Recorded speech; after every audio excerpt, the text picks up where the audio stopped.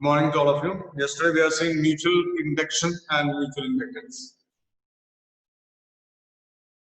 So we are going to find out mutual inductance between two coils, and that depends upon the relative orientation and the placement of the coils. So we can keep two coils like this. First coil is here, second coil is here. One way of keeping support this. Second way of arranging the coils, one coil are keeping here, another coil are keeping here. Perpendicular. And third way, this is the first coil. Over this, you can wind the second coil. Second coil can wind over the first one. Or our insulator coil. In which case the mutual induction is maximum. Mutual induction is maximum means what is the flux change in one coil, that should be exactly same or more or the same in the next coil. When current is changing in this coil, there will be changing the flux. Suppose it's 50. Around 50 should be there in this also. So when you are keeping here, okay, it's good. Mutual inductance is there. When you are keeping this position, mutual inductance is minimum. But when you are winding one coil or the other, the mutual inductance is said to be maximum. So this is the minimum, because whatever the flux change is there, that will not go into the first one, because that is orientation position. Flux lines are going into straight. That may not pass through the first coil. So flux mutual inductance is minimum when the two coils are kept like this perpendicular. And when one coil is winding over the other one, then mutual inductance is said to be maximum. When you are keeping like this very close, still okay, it's good. Up to a great extent, there is mutual induction. So depending upon the relative placement of the coils, we have minimum or maximum value of mutual induction. Now, if you have two coils and they have their own length, number of turns per unit length, etc., then how we are going to find out the mutual inductance between coils. This is also very important. Yesterday we have seen self-inductance of a coil. If you remember, that is equal to mu naught n square Al. Depends upon dimension, area, length, number of turns per unit length, and the material over which coil is winding. So here also it depends upon the dimensions and also position, relative placement, which is maximum here. So we are taking the maximum mutual inductance conditions. Both coil can have same area cross section. So this is the first coil. Second coil you can place inside the first. That is also possible. This is another coil. You can place inside the outside one. The difference is that their area cross sections are different. They can have same area cross section also. They can have same area cross section. So we'll see the diagram. You can make here two coils are here. First coil is the small one. This is coil number 1. And second coil is here and coil number 2. Two coils are there. So you can, if you want, you can make the diagram like this. Outside coil.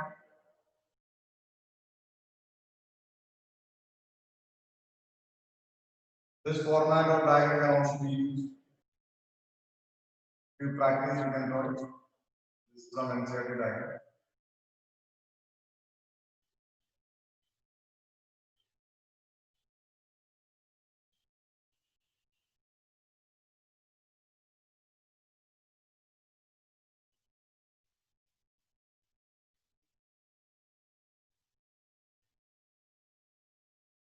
This is one coil. Coil number 2. Inside this coil, you can wind it over of same area cross section, or we can keep another coil in this. That I am showing like this. This is the second another coil which is placed inside. Area cross section is less than the outside.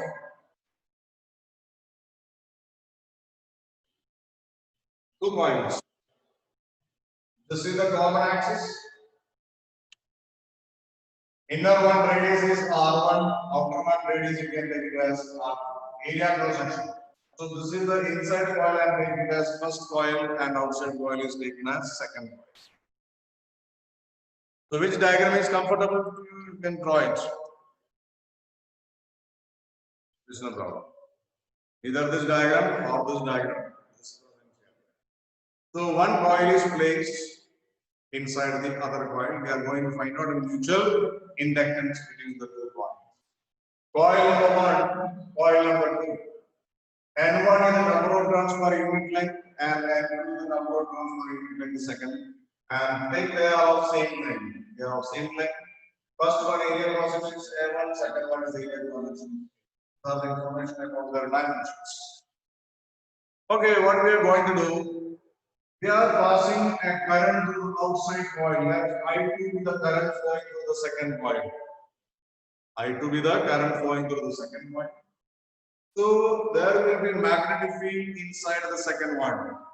So I2 is the current that is flowing through the second coil. So there is a magnetic field inside the second coil that is known as V0 N I2. Outside one is second coil. Its number of turns per unit length is N2 and current I2. So if the current through this is changing, then magnetic field through the second coil will change, and therefore the flux through the second coil change. When flux through the second coil changes, flux through the first coil which is placed inside that also change. A current is induced in the first coil which is placed inside. So mutual induction is taken. So we are going to find out the mutual inductance of one coil with respect to the other. It depends upon their N1, N2 length and area cross section. So magnetic field inside the second coil is here. So I am just showing you here the magnetic field. This is the magnetic field inside the second coil. Now we want to find out what is the magnetic flux through the inside first coil.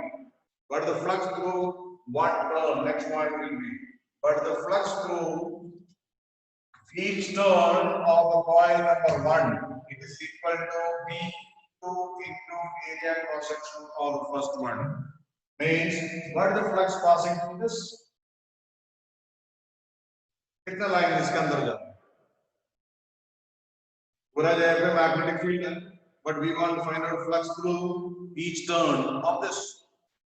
This is equal to V2A1, magnetic field and area cross section of the first one. To the values V0 and I2 A1. The flux through one turn. So what is the total flux passing through the inside coil? Total flux passing through the inside coil, I am writing this. Total flux through coil number 1, it is kept inside. That is phi1 equal to flux through one turn. This is the flux through one turn into number of turns. V0 and 2 I2 into A1. This is the flux through one turn into number of turns. What turns mean N1 into L. N1 is the number of turns per unit length, L is the length of the solenoid. This is L. Length L. So flux phi1 equal to V0 N1 N2 I2 A1 into L. This is equation number 1.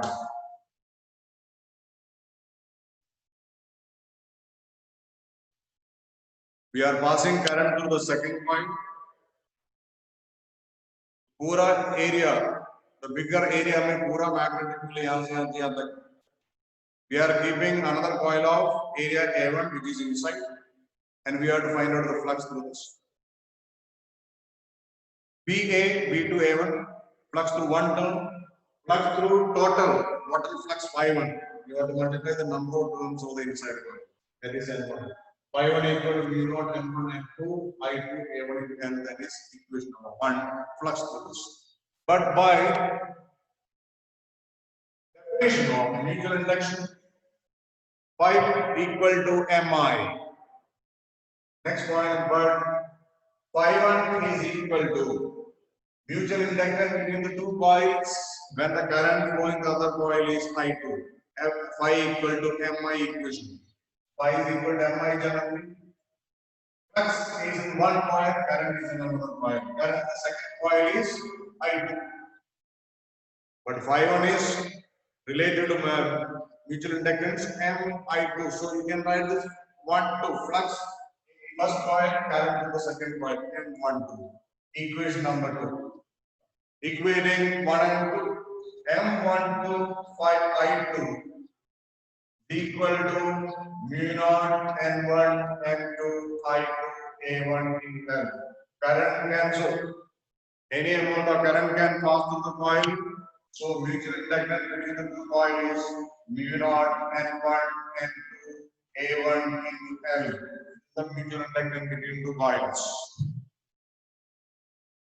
Okay, when the current is passing through the inside one, still the equation will be same. There will be no change. Current can go through first coil or the second coil. Equation will be same. Depends upon N1, N2, number of turns per unit, and the length and area cross section A1. It's very important one. Area cross section A1 will be coming. This is inside coil the area cross section. Inside coil area. अगर दोनों बराबर area तो कोई problem नहीं है. Otherwise, inside area A1 will be less. In this equation, this will be there. Not outside area, inside area. This is very important. Mutual inductance between two coils. The numericals are very important. Practice the numericals. Next important point in this chapter is what is eddy currents. Eddy current, or it is known as Foucault current.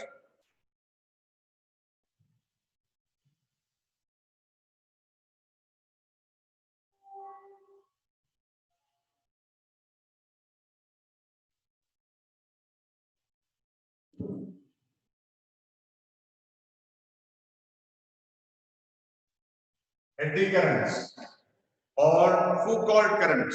It was first observed by Foucault. It is nothing related to the coil. We have seen self-induction. We have seen mutual induction. This is all related to the coil. There is a change in the current in the coil, so current is reduced in the coil. Eddy currents are related not to a coil. It is related to the bulk pieces of metal.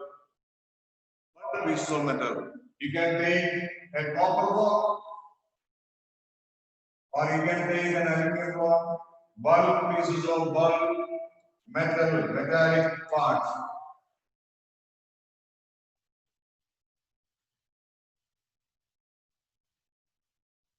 Nothing related to coil. Okay? So when the magnetic, suppose you are applying a magnetic field through this metallic block, a magnetic field is applied here. E vector perpendicularly. And if this magnetic field is changing, the flux through a metallic block changes. The magnetic flux through a metallic block changes, magnetic field changes. A current is induced in this metallic block. And this current is known as eddy currents. Why they are called eddy currents? Because just like you see in river, etc., water begins to rotate in certain areas. That we call it as eddies. Eddies in water. Okay. Water used to swirl in certain region, eddies. Water current. So this current produced, induced current produced will take the path of just like eddies. It will go like this. The path will be like this. The eddy current produced will flow in a way which is similar to that of eddies in water. Therefore, this is known as eddy current. जितना area available है उतना area में this current will pass in the bulk piece of metallic plates, metallic conductor. The magnetic field to a metallic conductor changes, bulk piece of metal changes, a current is induced, and this current flow in such a direction that it is similar to that of eddies, and hence it is known as eddy current. This was first observed by Foucault and is known as Foucault current. Okay, a metallic field. This is called eddy current. So eddy currents are related to what? Not the coil. It is to the metallic conductor, metallic pieces. Remember that. So when magnetic field or magnetic flux through a metallic piece, bulk piece of metal changes, a current is induced in that. The induced current will flow according to Lenz's law. And the pattern of the direction, the flow of this current is similar to eddies in water, hence it is known as eddy current, or also known as football current. How can you demonstrate this eddy current production and Lenz's law conservation? For that, so you can make a magnetic field. In that magnetic field, you oscillate a metallic sheet, just like a simple pendulum. So just like a simple pendulum, from pendulum, you connect a metallic sheet. And metallic sheet is connected. And this sheet is allowed to oscillate in a magnetic field. We'll see how it is.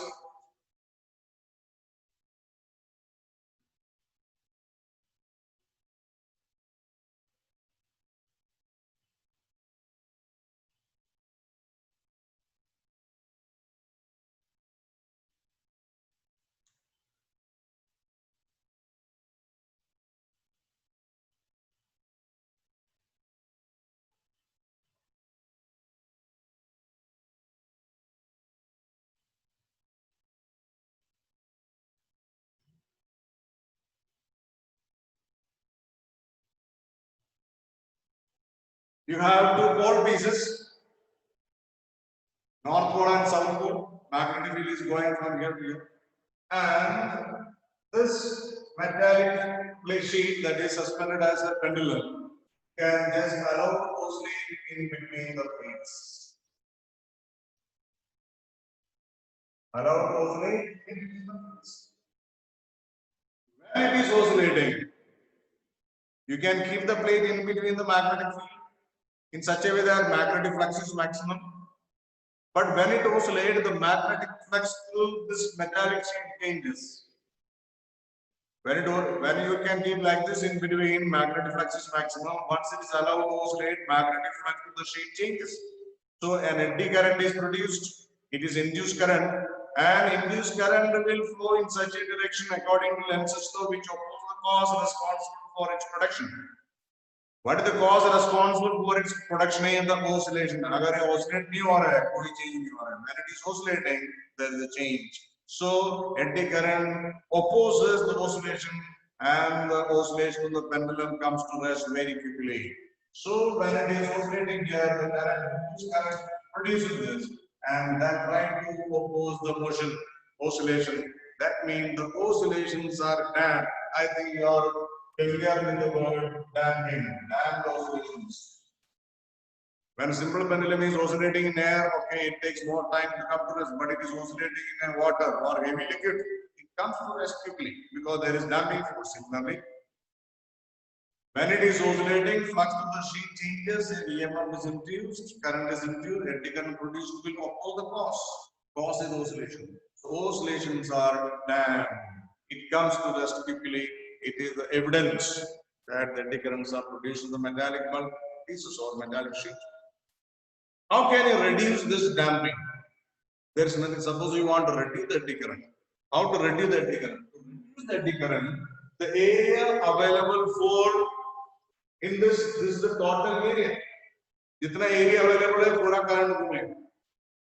If you reduce the area available for the eddy current to flow, you can reduce the eddy current. For that, what we'll do? If this is a metallic sheet, we make so many slots in that. We make so many slots. We cut the material like this, and material will be up to here. So it can be just like a letter E. If you have old transformer, just to break it and see, you can see sheet, metallic sheet like this cut in the form of E. This is for reducing the eddy current. So the available area here it will be less. You can flow up to here only, in this region only, in this region only, or in this region. Pura area minimum. So eddy current area available is very less. So this and such kind of plates, if you allow to oscillate, so many slots are cut in this. And if you allow to stay in such kind of place, you can see that the data is less, so eddy currents are less. So the way to reduce eddy current, to produce how many slots in that area available for eddy current. Magnetic moment is IA. When A is decreased, so eddy current I is reduced and hence moment induced eddy current decreases.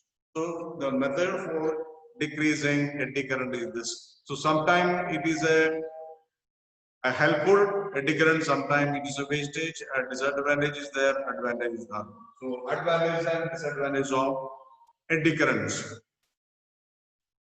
Eddy current disadvantage means it produces unnecessary heating effects. So it's a wastage of energy. But there are certain cases we use them, different field where we use. Just like electric trains, electric brakes are working on the principle of eddy currents. Whenever you want to stop a train, magnetic field is applied, so the flux through the metallic wheels changes and it opposes the motion, the train comes to rest. So that is application of eddy current in the braking of electric trains.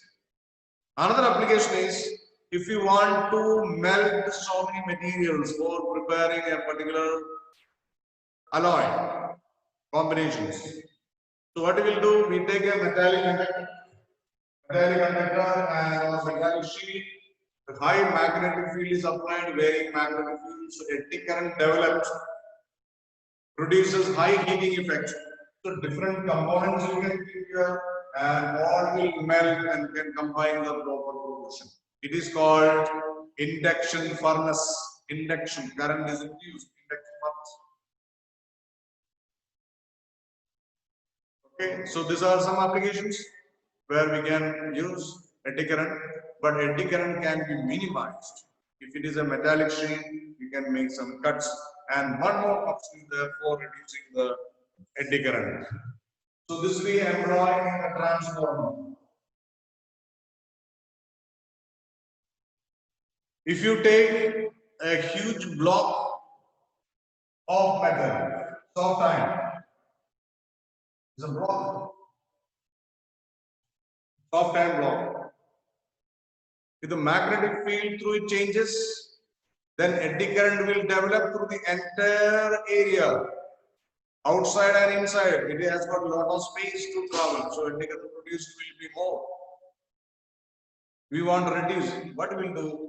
We cut this metallic block into slices, just like we cut the bread into different slices. Okay, we cut like this into slices, and all are taken outside, and we put varnish, electrical varnish, insulated varnish.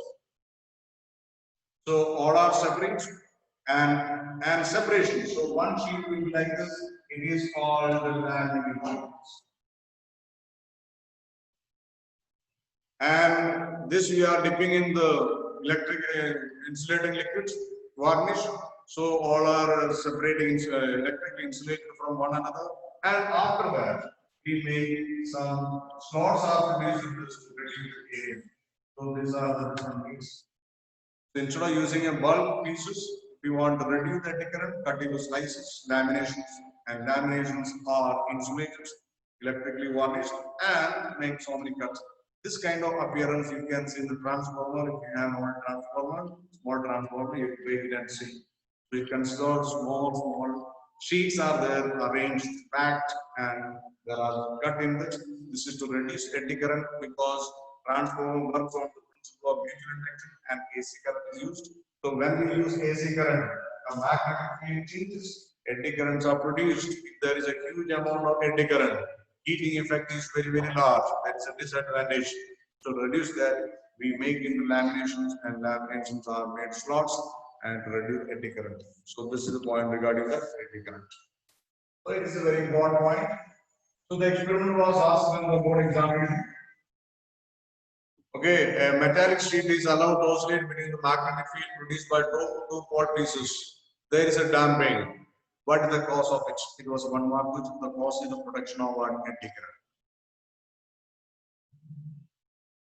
And we are now going to the last topic of this chapter, that is AC generator. Next one is AC generator.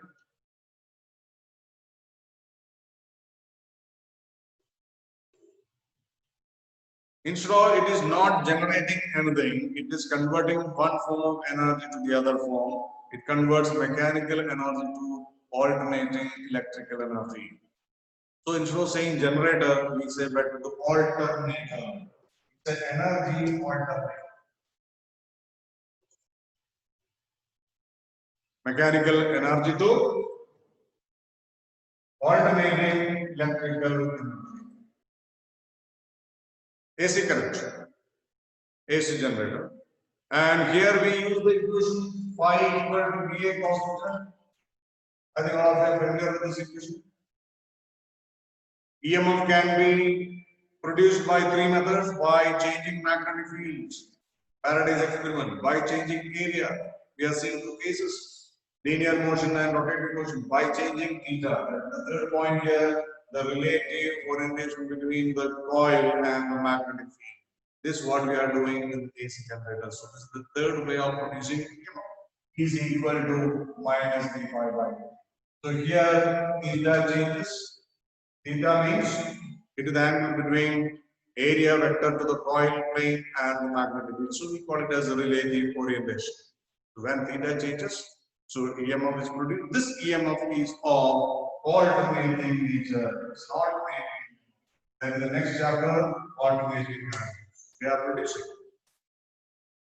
Tesla was the brain behind this AC generator. So flux changes here because of theta changes. The coil is rotating. So what are the different parts in this? The principle of AC generator is electromagnetic induction, where theta changes, EMF is induced, and this EMF will produce is the form of alternating voltage. The voltage magnitude continuously changes with time and direction changes periodically, which produces an alternating current. When it flows in the circuit, you are getting alternating current. So this is the principle. So it's a device which converts mechanical energy to alternating electrical energy, whether it is thermal power plant or hydroelectric power plant or atomic power plant. This kind of mechanical energy is converting there. So theta changes, flux changes, EMF is induced, and this is a variation of EMF rotation. What are the different construction points of AC generator? There are mainly four parts.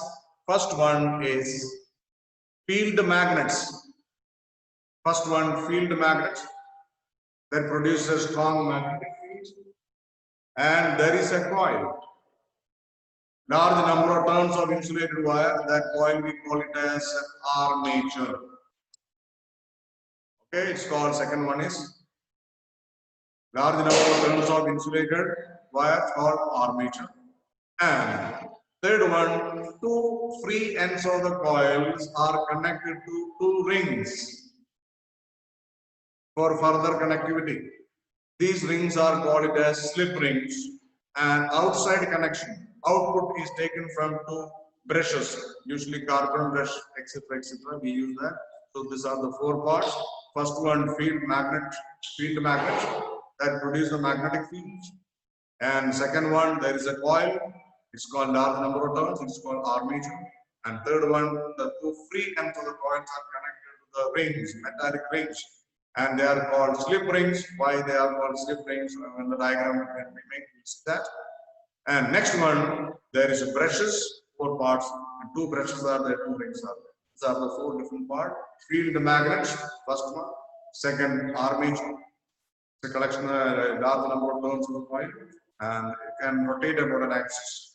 And that is rotation is done by mechanical energy. And third one, rings connected to the two free ends for outside connection. Metallic ring, they are called slip rings. And fourth one is two brushes are there, from there output is taken. So these are the different parts. AC generator, that is the last point in this.